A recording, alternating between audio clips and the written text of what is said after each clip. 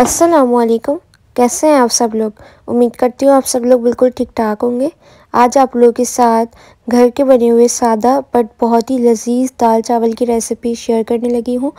जो हम ढाबों पे दाल खाते हैं ये एग्जैक्ट वैसे ही होगी, बल्कि उससे ज़्यादा लजीज बन के तैयार होती है। क्या टिप्स होती हैं ढाबे वाली दाल में, वो आज आपके साथ शेयर करने लगी हूँ। सबसे पहले मैंने एक पैन के अंदर मसूर की दाल और तुअर दाल, जिसको हम अरहर की दाल भी बोलते हैं, वो ऐड कर देंगे, और साथ ही मूंग की दाल। ये तीनों दालों की क्वांटिटी जो है वो आप अपने हिसाब से कम ज़्यादा ले सकते हैं। जो भी दाल आपको पसंद है वो ज़्यादा ले लें, जो नहीं पसंद वो थोड़ी कम ले लें। एक टमाटर के 2 हिस्से करके डाल दिए हैं। 7-8 लहसुन के जवे ऐड किए हैं। 3 हरी मिर्चें ऐड की हैं। लाल मिर्चों का पाउडर 1 टीस्पून, धनिया पाउडर 1 टीस्पून और हल्दी powder 1 teaspoon. 2 table spoon oil add कर दिए। लाजमी ऐड करना है, इससे बहुत अच्छा टेस्ट आता है। साथ ही मैंने यहाँ पे 2 से 3 ग्लास पानी ऐड कर दिए, या इतना पानी ऐड करें कि आपकी दाल अच्छी तरह से गल जाए। अब इसको कवर करके हमने गलने के लिए छोड़ देना है। अब इसको प्रेशर कुकर में भी कुक कर सकते हैं। अब यहाँ पे देखें 20 से 30 मिनट हो चुके हैं। दाल मेरी तकरीबन गल चुकी है, और मैंने आपने इसके अंदर नोट किया होगा टमाटर साबित ऐड किए थे। तो अब आपने उसका छिलका उतार देना है, क्योंकि इसका छिलका जो है वो फिर बाद में अच्छा नहीं लगता है। तो इसको मैंने रिमूव कर दिया है, और अब आपने इसको अच्छी तरह से घोटना है। घोटना किससे वो आपकी मर्ज़ी है। मैं यहाँ पे विस्क का इस्तेमाल कर रही हूँ। जितना आपको घोटना हो उतना घोट लें। मैं जो हूँ वो थोड़ा ज़्यादा घोटती हूँ, क्योंकि मुझे बिल्कुल ढाबे वाली दाल बनानी है, इस वजह से। तो देखिए मैंने इसके अंदर ना नमक नहीं ऐड किया था शुरू में, आपने नोट किया होगा, क्योंकि मैंने स्पाइसेस सारे ऐड किए थे। नमक इसलिए ऐड नहीं करा था क्योंकि फिर जो दाल है ना वो अच्छी तरह से गलती नहीं है और वो हार्ड हो जाती है। तो आपने नमक जो है ना जब दाल गल जाए फिर आपने ऐड करके इसको घोटना है, जिस तरह से मैंने किया है। तो ये भी एक टिप है, आप इसको फॉलो कीजिएगा और आपकी दाल जल्दी गल जाएगी। अब देखिए यहाँ पर दाल अच्छी तरह से घुट चुकी है, तो मैंने इसको फ्राइंग पैन के अंदर कर लिया है, क्योंकि मैं ढाबा स्टाइल बना रही हूँ, तो बिल्कुल वैसे ही हम करेंगे। तो देख सकते हैं दाल अच्छी तरह से थिक हो गई है।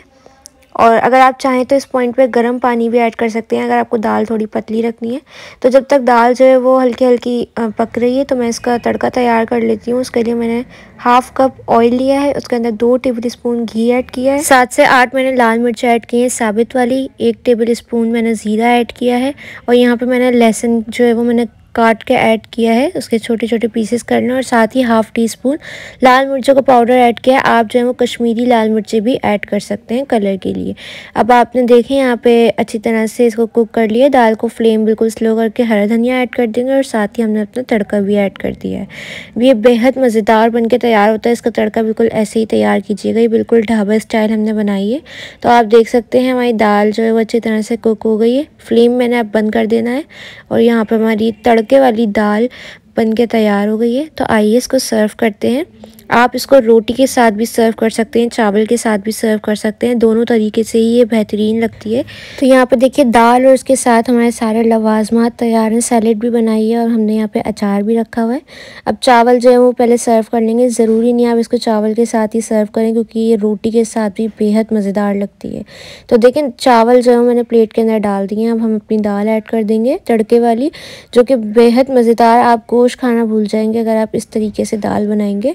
तो ये देखें मैंने इसके ऊपर थोड़ा सा तड़का भी डाला है, और यहाँ पे हमने जो सैलेड है कचूम्बर हम इसको कहते हैं, ये भी ऐड कर दिए। थोड़ा सा अचार ऐड कर दिया, हरा धनिया थोड़ा सा ऐड कर देंगे। इसके अलावा आप कोई भी चीज़ या सर्व करते हो इसके साथ वो भी सर्व कर सकते हैं। इसके साथ में वैसे हरी मिर्चें भी फ्राई करती हूँ। अगर आपको उसकी रेसिपी भी चाहिए तो मुझे कमेंट में बताइएगा। चावल आप देख सकते हैं परफेक्ट और खिला खिला बना है। इसकी रेसिपी भी अगर आपको चाहिए हो तो कमेंट सेक्शन में ज़रूर बताइएगा।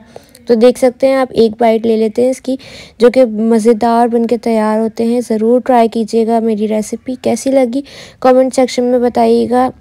ट्राई करके फीडबैक देना हो तो इंस्टाग्राम पे आप लोग मुझे फॉलो कर लें, उसका लिंक आपको डिस्क्रिप्शन में मिल जाएगा, और स्क्रीन पे भी आपको शो हो रहा होगा। यहाँ पे जाके आप लोग फॉलो कर सकते हैं, पिक्चर शेयर कर सकते हैं, और मेरा फेसबुक का भी अकाउंट है, उसका भी लिंक आपको डिस्क्रिप्शन में मिलेगा। टिकटॉक का भी अकाउंट है। हर जगह जो है मैं बहुत ज़्यादा एक्टिव रहती हूँ। तो ज़रूर मेरी रेसिपी को ट्राई कीजिएगा। इंशाल्लाह मिलूँगी नेक्स्ट रेसिपी के साथ। तब तक के लिए मुझे और मेरी फैमिली को दुआ में याद रखिएगा। फिर मिलूँगी नेक्स्ट रेसिपी के साथ। तब तक के लिए अल्लाह हाफ़िज़।